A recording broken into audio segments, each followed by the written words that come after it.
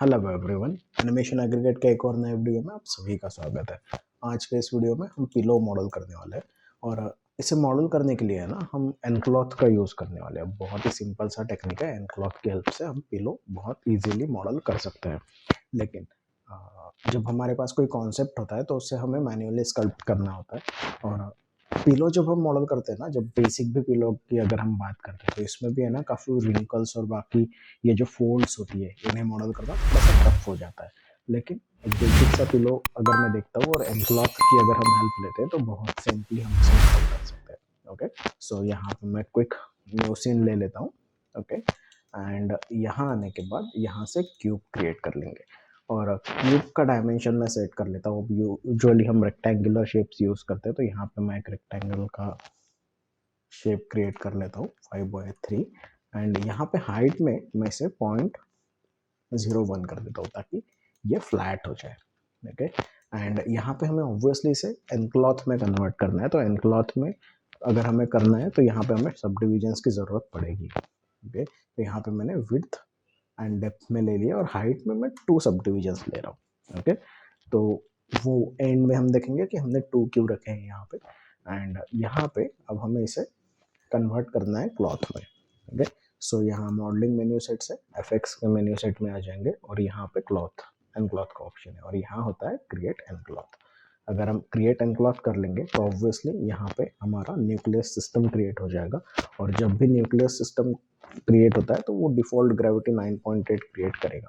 Okay, सो यहाँ से मैं न्यूक्लियस में आ रहा हूँ एंड न्यूक्लियस में आके यहाँ से जो ग्रेविटी है उस ग्रेविटी को हम कर देंगे 0। मैंने एट्रीब्यूट एडिटर के लिए कंट्रोल ए प्रेस किया था कंप्यूटर कीबोर्ड पे एंड यहाँ ग्रेविटी 0 करने के बाद एक्चुअली अगर मैं ग्रेविटी 0 नहीं करता हूँ एंड अगर हम इस सिमुलेशन को प्ले करते हैं तो फिर ये नीचे की तरफ जाएगा।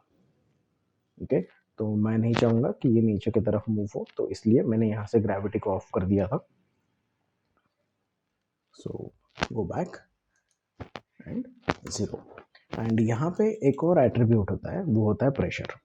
ओके, तो उसके लिए हमें एनक्लॉथ में जाना होगा। एनक्लॉथ में आने के बाद यहाँ पे हमें प्रेशर मिलेगा, तो ये प्रेशर में हमें प्रेशर क्रिएट करना है। जितना ज़्यादा प्रेशर रहेगा उतना ज़्यादा ये एक्चुअली एक बलून होता है ना, वो बलून को हम प्रेशर करते हैं, तो सेम चीज़ यहाँ पे होगी जब हम प्रेशर अप्लाई करेंगे। लेकिन जितना ज़्यादा वैल्यू रहेगा उतना ज़्यादा उसके अंदर प्रेशर क्रिएट होगा। सो मिनिमम वैल्यू यहाँ पे हमें यूज़ करनी है, तो मैं यहाँ पे 0.02 या फिर 0.03 की वैल्यू यूज़ कर सकता हूँ एंड यहाँ इस सिमुलेशन को हम प्ले करके देखते हैं। ओके, इसे कंप्लीट प्ले करना होगा और ये जब रिलैक्स होगा तो वो रिलैक्स होने के बाद हमें वो शेप मिल जाएगा। ओके, सो प्ले करते हैं इसे।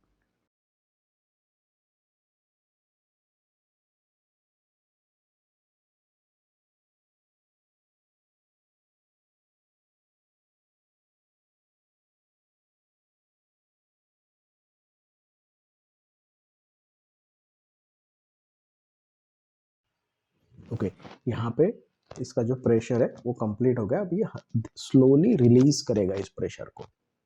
ओके, और हमें आईबॉल करना होगा कि हमें किस पॉइंट पे इस सिमुलेशन को स्टॉप करना है। ओके,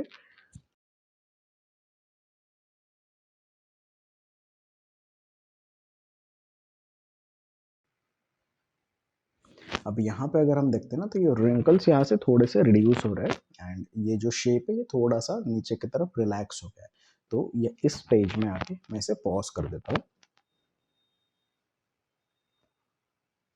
एंड अब अगर हम यहाँ पे देखते हैं तो हमने यहाँ पे एक बेसिक सा, ये देखो यहाँ पर रिंकल्स एंड फोल्ड्स हमें मिल रहा है और यहाँ पे हमने एक बेसिक सा पिलो का शेप क्रिएट कर लिया। अब यहाँ पे हमने 2 सब डिविजन्स लिए थे ना, अगर आपको याद होगा हाइट में, तो उसके वजह से यहाँ पे ये प्रॉपर क्रीज क्रिएट हुआ है। ठीक है, सो अब अगर यहाँ हम देखते तो हमारे पास एक बेसिक सा पिलो का शेप है।